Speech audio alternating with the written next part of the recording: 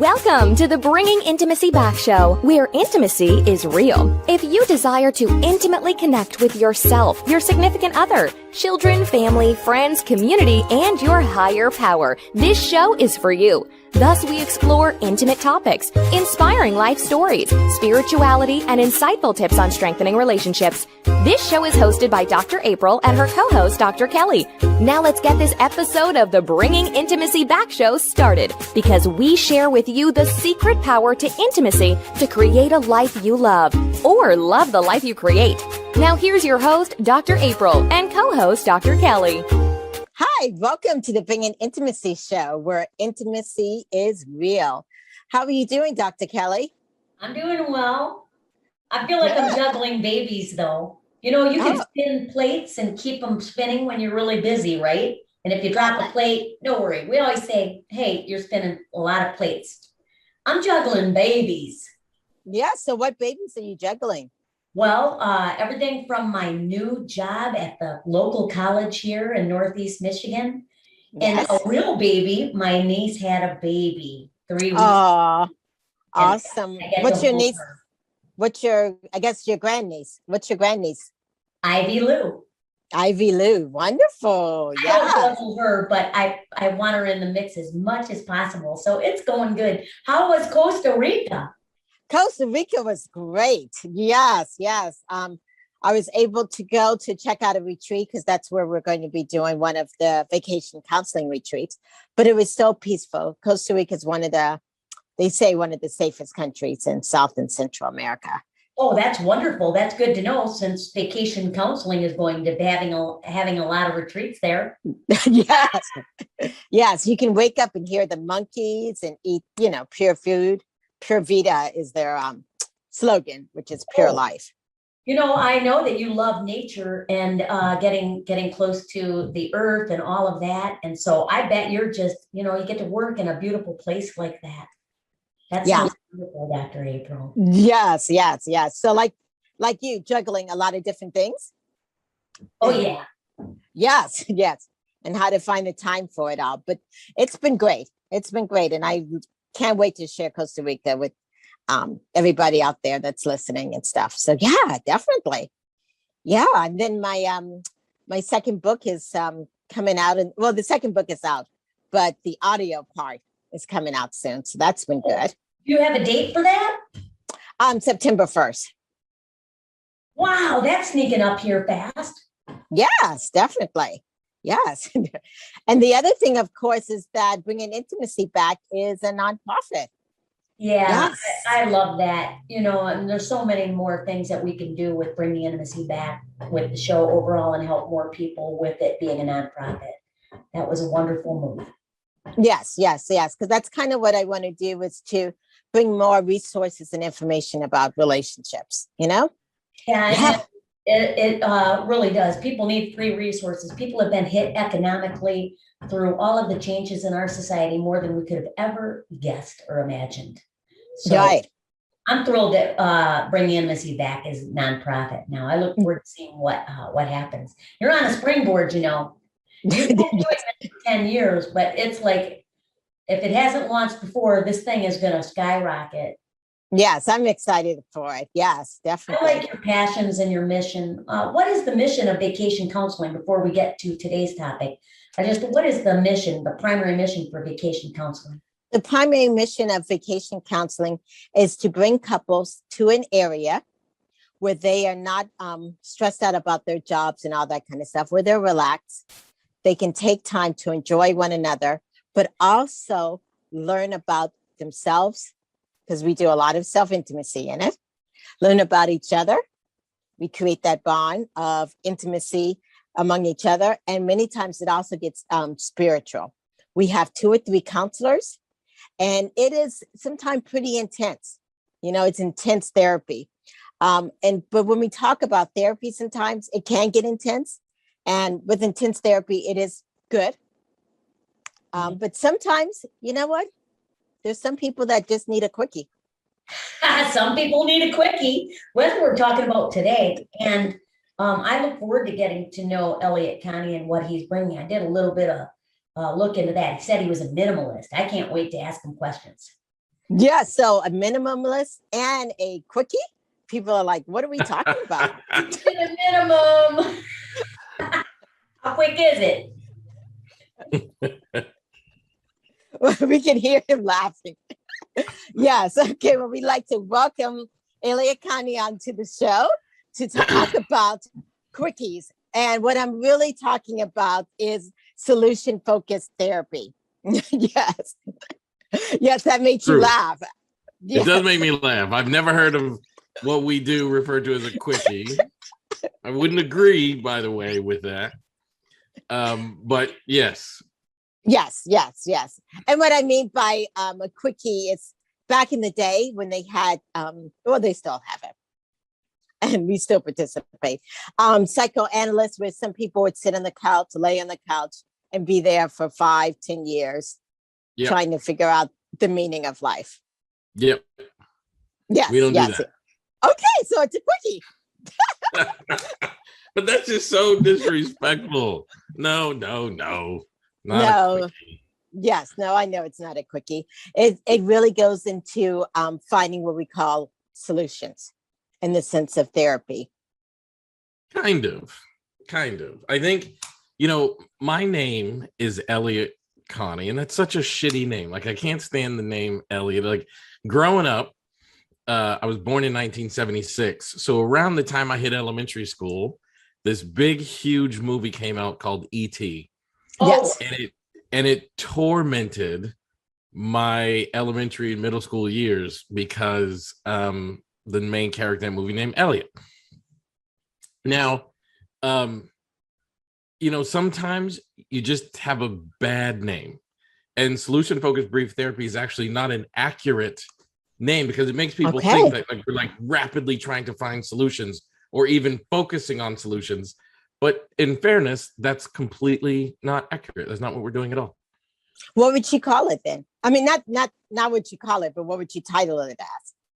If I don't know. I mean, I would title it solution focused brief therapy because that's what it's titled. If I could rename it, I'd have to go into the lab and think of a new name. But I think what we do is much more about helping people achieve outcomes or a transformation in their life. That's what I would say. Okay, so to become outcome focused transformation approach. I'll take it. Quickie therapy. I know there's a lot of confusion as to what it is, so it's really great that you get to be on the show today and help people understand what solution-focused therapy is and brief therapy. And springboarding off of what Dr. April said, so many people go to therapy and are there for years because, they dig in the past so deep. And they're not necessarily looking for solutions, but some therapists, no, come on, like dentists don't like cavities. Give me a break. It keeps them in business, right? So sure, I'll talk about your childhood. How much does help educate us on this area? I do more cognitive behavioral therapy. So what's one of the primary focuses of solution-focused therapy, Elliott? I would say the primary focus of solution-focused brief therapy is to help the client to achieve their desired outcome. That's what I would say. It actually has nothing to do with solutions at all. It's much more about finding a meaningful desired outcome that will transform your life. Well, wonderful. We kind of skipped a step getting in here talking about why you don't like your name and our perception. SF. Dr. April always asks our guest for how they define intimacy. So Dr. April, go ahead and ask Elliott Connie how he defines intimacy. Yes. But before I get to that, I didn't get to finish letting everyone know that, Elliott's been around, not just around ET, but he has done a lot of speaking engagements, and also he's done conferences and keynote speakers. He's been throughout the US, of course, New Zealand, Africa, Germany, Russia, Switzerland, Poland, Denmark.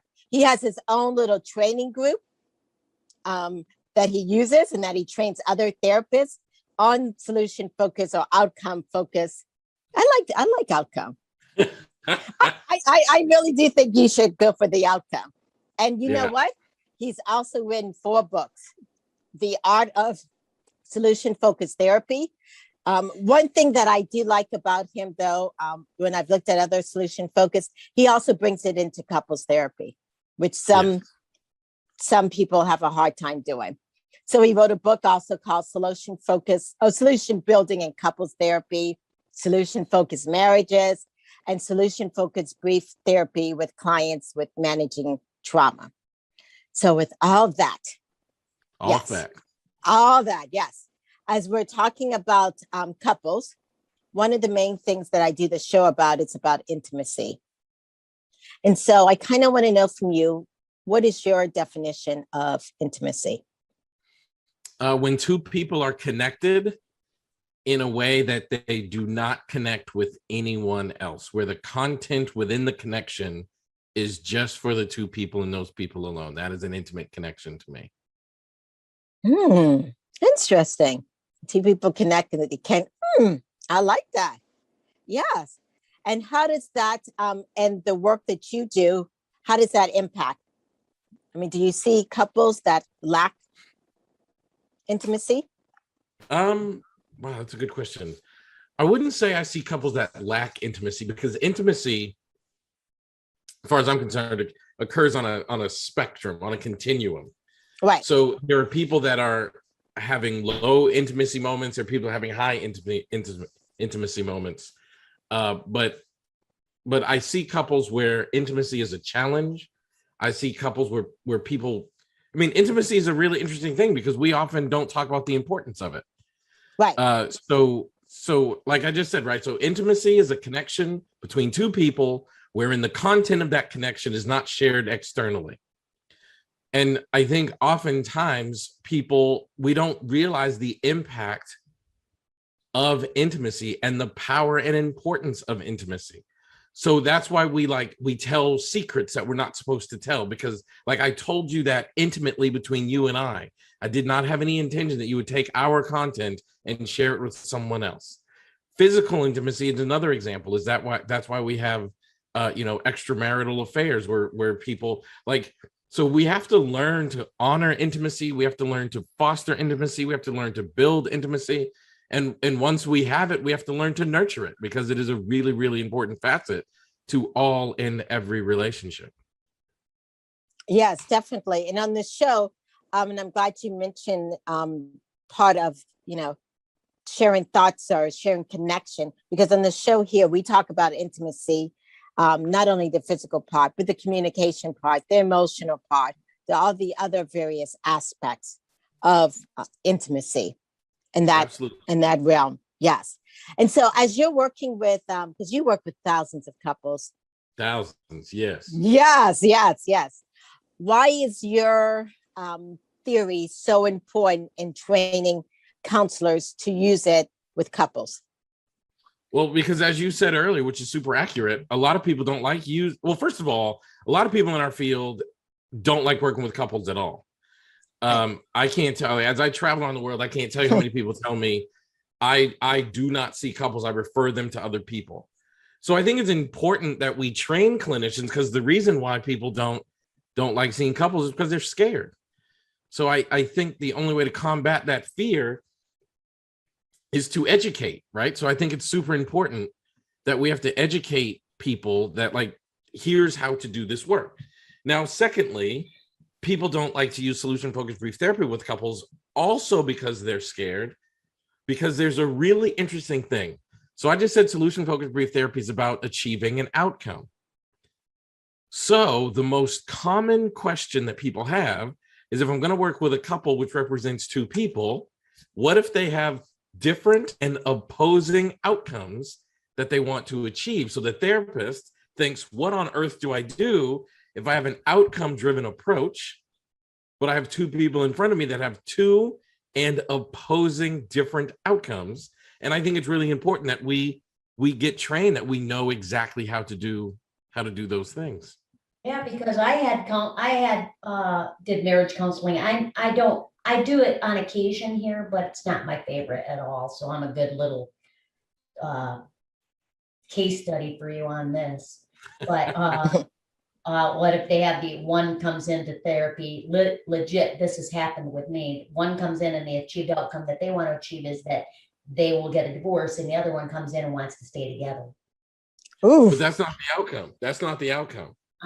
Yeah, but that they have the idea of that's what they want to achieve in therapy. Kind of. Because the question that we ask people, and by the way, that's a very common thing, like that happens all the time. But what we have to understand is no one wants, like, they don't want to get divorced for divorce's sake, and they don't want to stay together for staying together's sake. We have to ask people, assume you got a divorce. What do you hope is the manifestation of that action, right? So, like, let's say after therapy, you guys, you decide to get a divorce. What do you hope happens on the other side of that? And then people say stuff like, oh my gosh, I'd finally be happy. That's Right. the outcome. Mhm. Like, divorce is just the pathway towards what they see as a way to happiness. But the outcome that people are seeking is actually happiness. It's the thing on the other side of the decision. That's the They outcome. got married to begin with, most of them, right? What's that? They got married to begin with to be happy. Yeah, but then they thinks they're not going to be happy. that's true. But then you know what happens? You got a job that stressed you out and took you away from the home. You had 3 kids and you lost connection or intimacy with your partner. You got laid off. Like, life happens, like when marriage is a really funny thing, because we sign a contract at 24 that we expect to be still reaping benefits at 54. And life often intervenes, and our job is to help people get back on track and stay on track. Okay, so we're going to take a short break. And when we come back, we're going to focus on kind of exactly what you're saying. What if you're in a marriage right now and you want the outcome to be happiness? What do you do? Where do you look? Who do you go see? That's what we're going to talk about. Yes, exactly. Elliott, and why? Okay, that's what we're going to talk about in a moment. Okay, we'll be back. Are you wanting a vacation in paradise? A vacation to rekindle the passion? A vacation without the kids? A vacation where you can learn how to communicate, where you and your partner actually hear each other and gain insight? If so, vacation counseling is your next vacation. Dr. April Brown has created vacation counseling in Southwest Florida as a perfect option for you and your partner. Our retreats are one couple at a time. We have a variety of packages available to choose from, including virtual couples retreats. If you and your partner are interested in the vacation counseling, please visit us at vacationcounseling.com for more information on pricing and packages. Also, follow us on Instagram and Facebook. To keep track of the latest news, stories, activities, or coupons on vacation counseling and Dr. April's other services, we encourage you to sign up to receive a monthly newsletter called Intimate Connections at draprilbrown.com. Remember, if you and your partner are struggling with communication and intimacy, and you all are looking for a retreat to connect, vacation counseling can be your next vacation in Southwest Florida.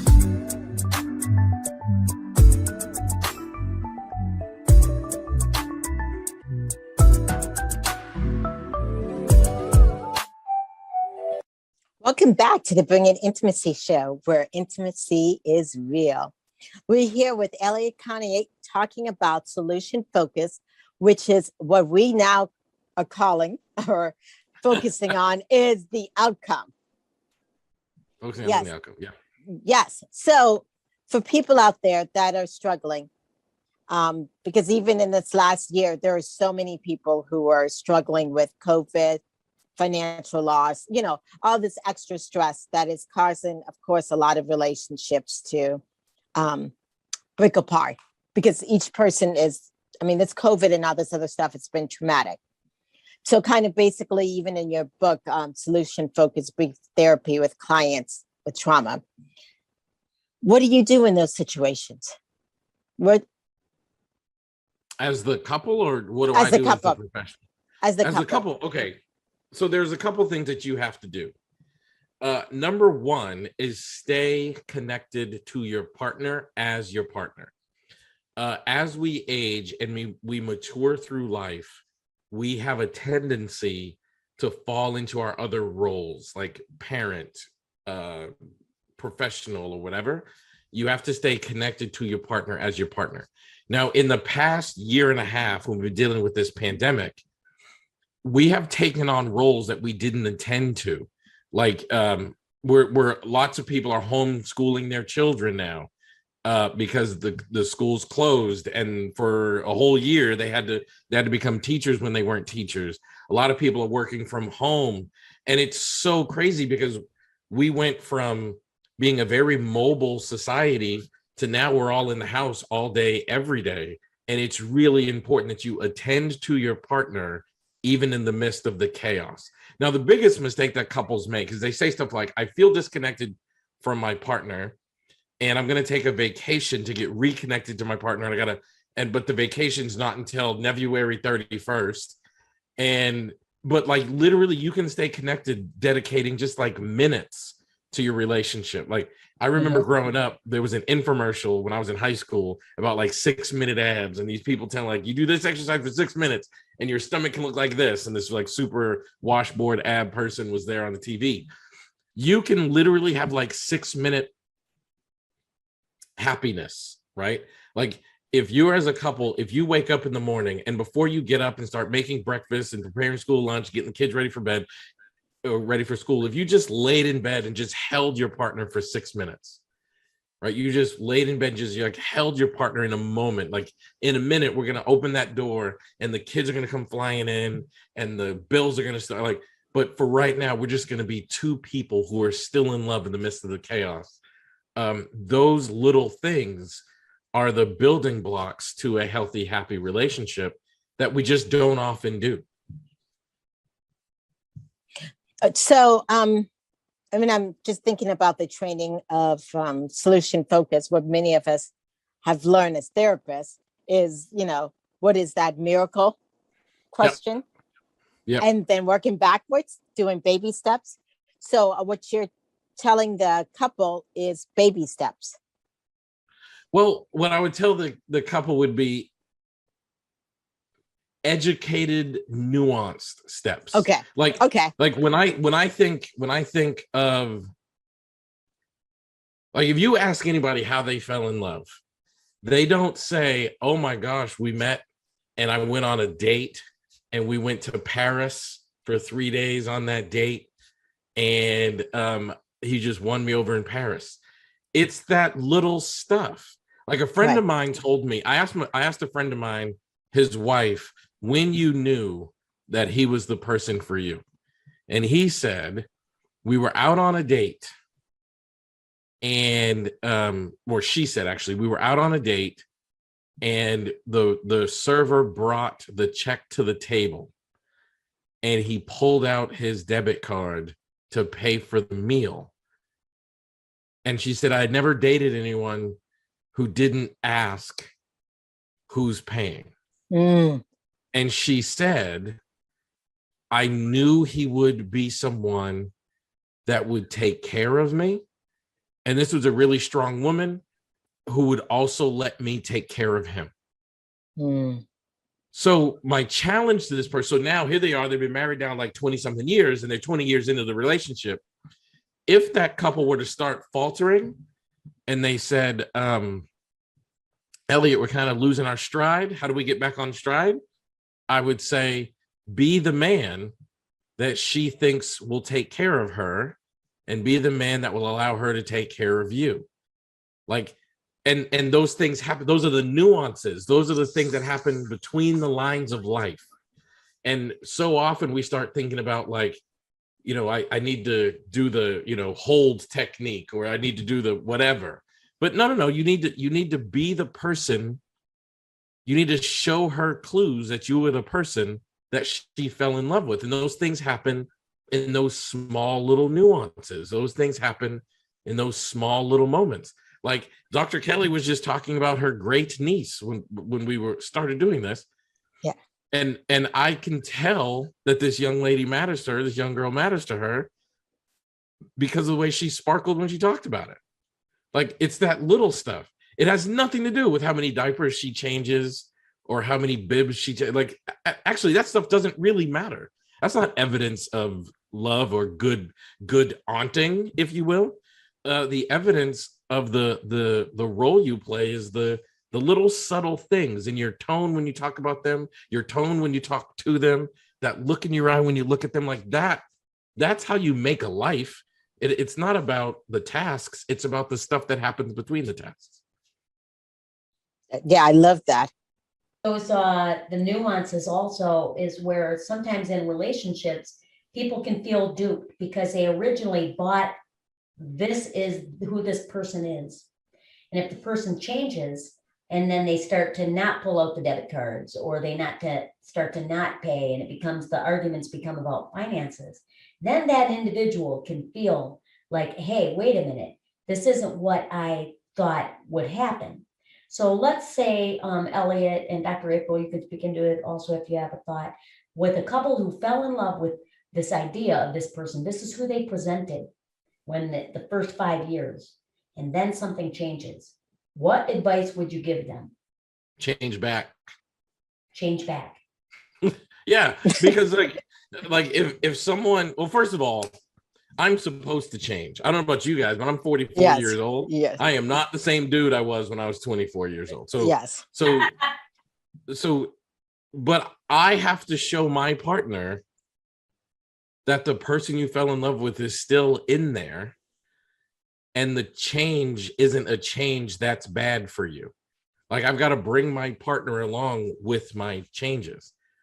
And as you're saying, like, sometimes we forget to do that. And I think we have to go remind them. Like, we have to go and get them, right? We have to go and kind of connect with our partners and let them know this change is actually a good change, and I'm gonna go and demonstrate that to you. Yes. And with that change that you just talked about, because I know you have a approach called the diamond approach. Mm-hmm. Can you explain how that works? Yeah, so solution focused brief therapy is actually really challenging to teach because it's not really technique heavy. Right. So some of my friends and some really prominent CBT therapists, and their approach to psychotherapy is a lot easier to teach because it's very technique heavy. Go into your session, do this. If the client responds like this, do this. Like, it's a very kind of regimented way of doing therapy, which is why the CBT lends itself quite well to curriculums, because you can follow the plan. Solution focused brief therapy is more, relies on the creativity of the therapist. So the diamond approach is a map that my colleague and I, Dr. Adam Frower, created that serves as a roadmap on how to navigate your way through solution focused conversations. Okay. Any facets of a relationship, or the facets of communication, or the facets of what? No, you know what? It's interesting because it's not necessarily about the client content. It's about the professional's thinking, because like, you should be doing therapy thinking about what desired outcome is this client or couple or family or teen or whatever here to achieve. And once you know the desired outcome, then you now have to do something we refer to as a description. And you've got to be thinking like, how do I do this description? And then once you have a description, you have to know how to end the session in a way that increases the likelihood that change will take place. Right. So a lot of couples approaches are about like, help the couple do this, this, and this. And this is an approach that's more about like, what's the therapist thinking as they're conducting psychotherapy that will help them craft the type of questions that solution focused brief therapy is known for. Mm-hmm. And I like how you put that it's creative, because no couple's the same. No. And even going back to that scenario of what do you do? It is finding a way of having them connect, understand each other, in the sense of them moving forward. I'm curious if how obviously a therapist would not need, if you were a countertransference type, this would be Yes. really good, from what, Elliott has been speaking about, solution-focused therapy. We have some Mhm. more questions for you also, Elliott, when we come back from our next break. But, Dr. April, I have a question. Are you familiar with the miracle question? Yes. Okay, because that's what I basically have known to be for solution-focused therapy. Do you use that And with couples? And a little bit, not much. And so what the miracle question is, as we're educating our listeners, when a therapist asks you, hey, when you wake up tomorrow, if everything was perfect, what does it look like? Right. Yes. And then taking that from kind of what Elliott was talking about, whatever they say that is, and working backwards Exactly.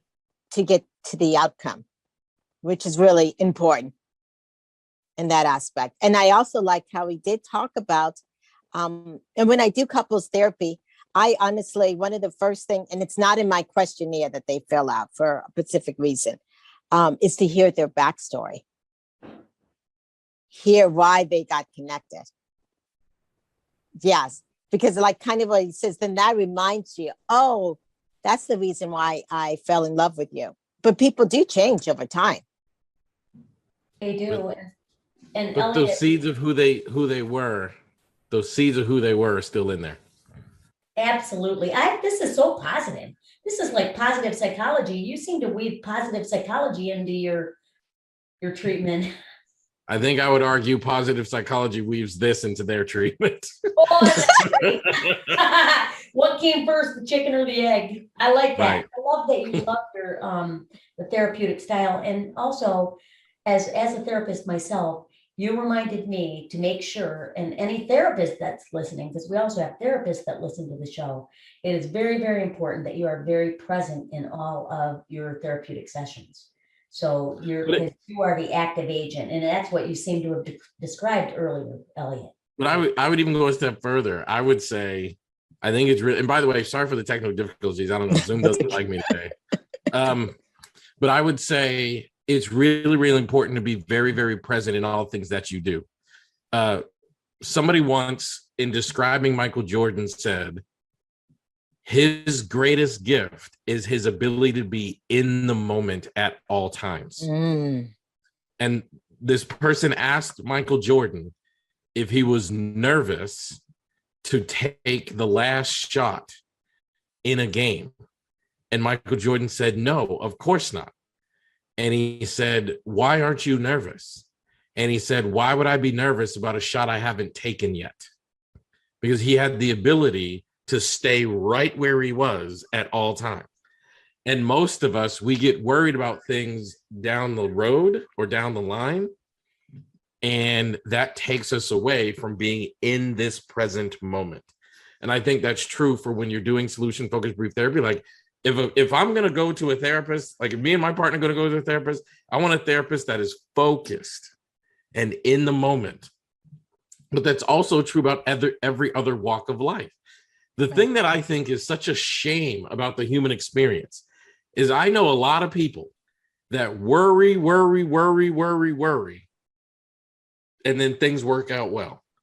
So the only thing the worrying did was ruin your moments up until the time when everything worked out. And I try very hard to be like Michael Jordan. I just want to stay in this moment. Like, why would I be nervous? People often ask me, like you said, I've traveled all around the world, and I've taught solution-focused brief therapy on every continent on the planet except Antarctica. And I would have a trip to like, oh no, I think I'm going to be booted again. Oh, okay. Is he booted again? Okay. Oh, okay. Yeah. Sorry about the technology, guys.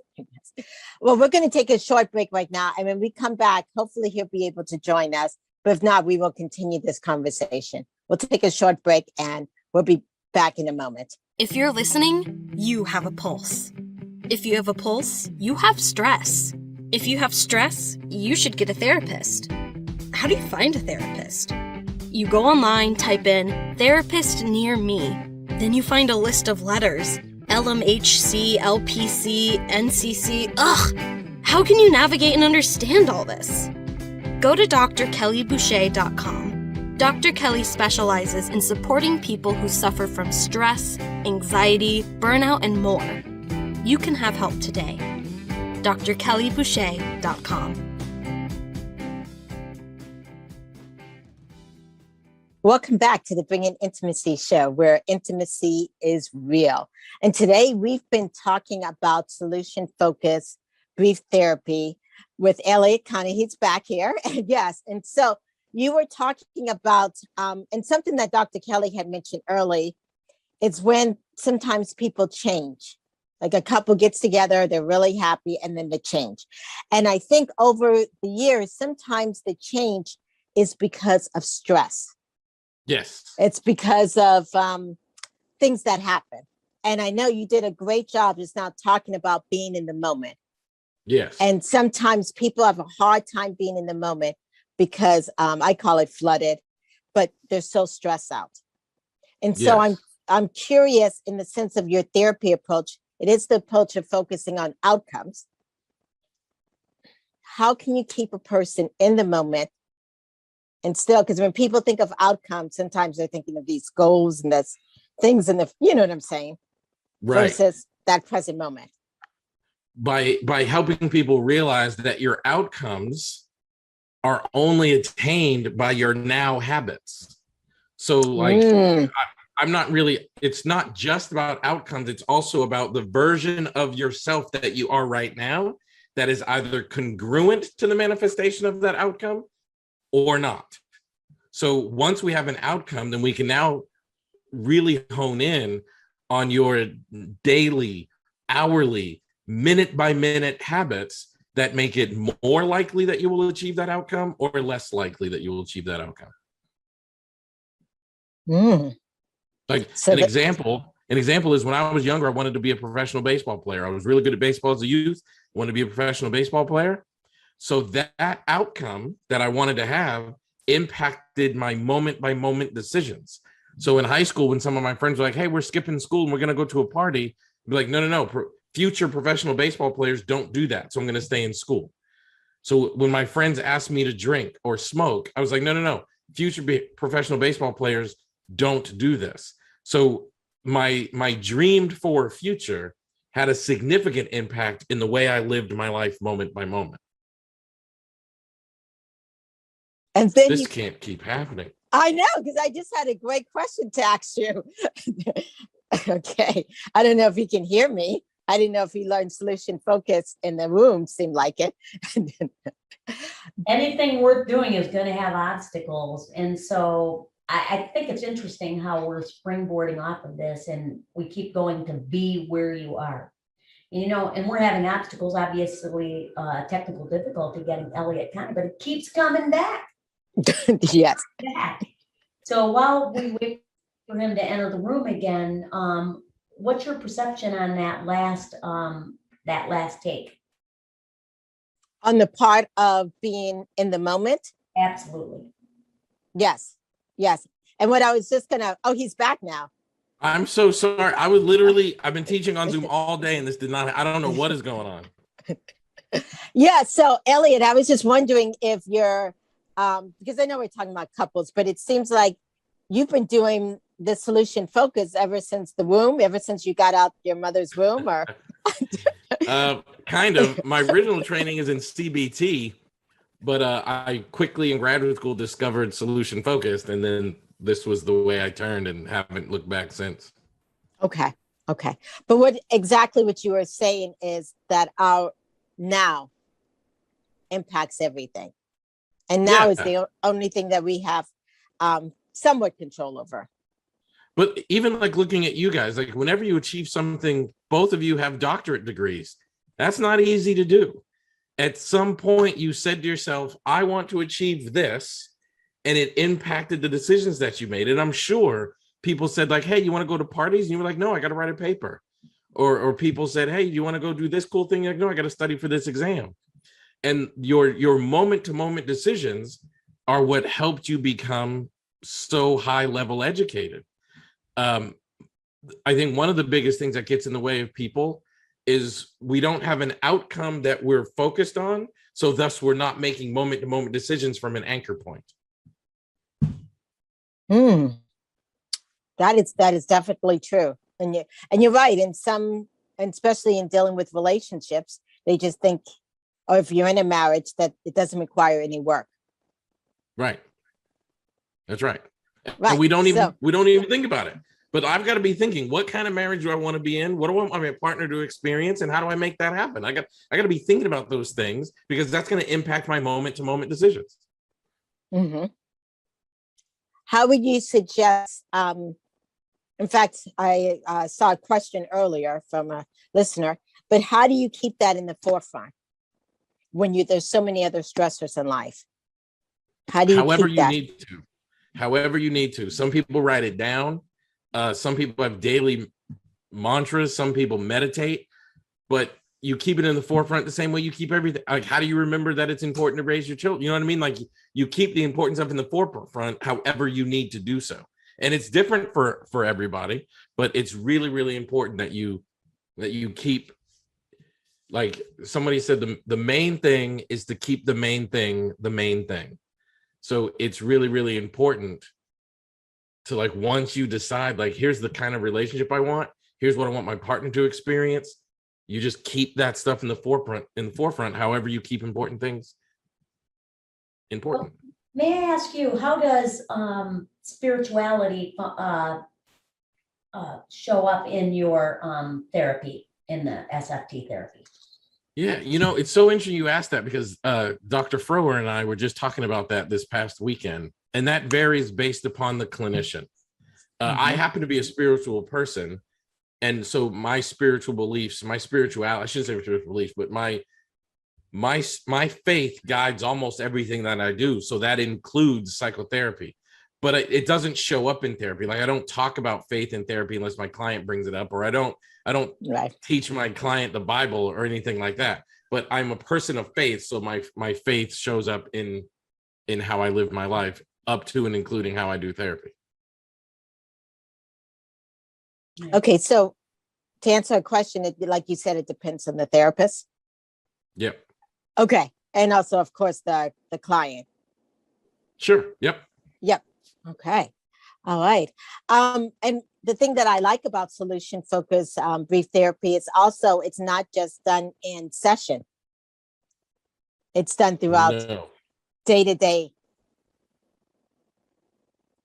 Yeah, I would say most of the work happens between sessions, actually. Okay. Yeah. What's Yes. an example of homework that you would give a couple? Let's say they're having intimacy issues, with sexual intimacy issues within their marriage. What type of homework would you use for SFT? Kelly, I'm going to blow your mind and tell you that we don't give homework in SFT. What? How do you do it in between sessions? You're being in the moment. You're being in the moment. Well, yes. Hey, maybe it'll work for me then. Yeah, we don't give tasks No or task. homework in. Do you have unconditional positive regard also in SFT? I'm really in. No. No. No, not in an overt way. So not in an overt way. Client, if they have irrational thinking. You can what? Say that again. Correct the client if their thinking is irrational or not. No, because my argument would be, how would I know their thinking is irrational? Right. Wow, I might have to do some reading of Elliott Connie's books. I told you, I'm about to blow your mind. Like, we yes. do not give homework. I humbly acknowledge how little I know about it, other than using the miracle question a few times, because I do see, and obviously that's where you started.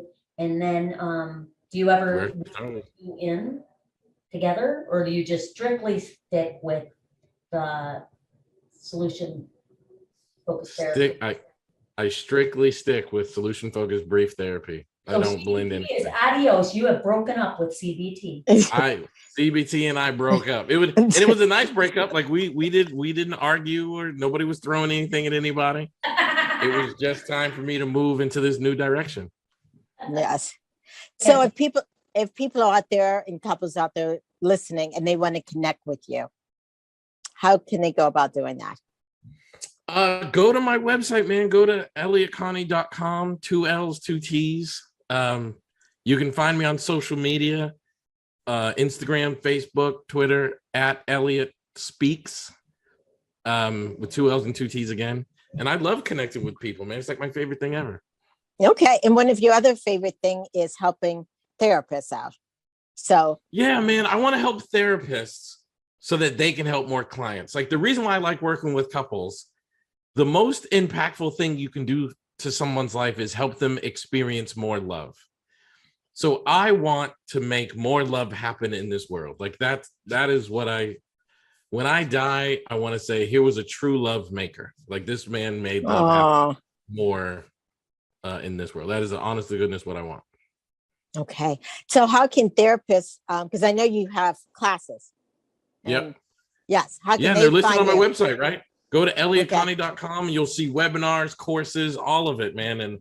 And I would love to be a resource to everybody out there who works as a psychotherapist and help them be more skilled in their work and more understanding of solution-focused brief therapy and make a difference in more people's lives. Right. And you provide certification in it, correct? Yep. We do a certification through my organization. Absolutely. Awesome. Well, thank you so much for being on the show. Thank you for having me. Thank you, guys. Yes, definitely. Yes, and we've learned so much, and we're definitely going to check out your book and stuff. Please do. Awesome. Yes. So on wrapping up, that was an excellent show about solution-focused therapy, and we have some upcoming shows. Cool. Dr. Kelly? Yeah. Yes. We have April Dia. I have a hard time. It must be Italian, but yes, she is. Inside Your Heaven, Christian Dello Hart. Oh my goodness. My phonetics are going out the window. Christian de la Huerta, Super You, Creating a Powerful Side. September 19th or 9th, we have Michael O'Brien on cultural intimacy. That's so important right now. Nikki Nash, Unlocking Your Genius, for September 16th. And remember, listeners, follow us on our social media, bringingintimacyback.com. And also we are on Twitter, YouTube, and Facebook. We really are grateful for everything that you do for us, listening to us. Mostly our listeners are up right now. And we're so grateful. And be sure to check out Dr. April's ebook. You can find her at bringingintimacy.com, bringingintimacyback.com. That's where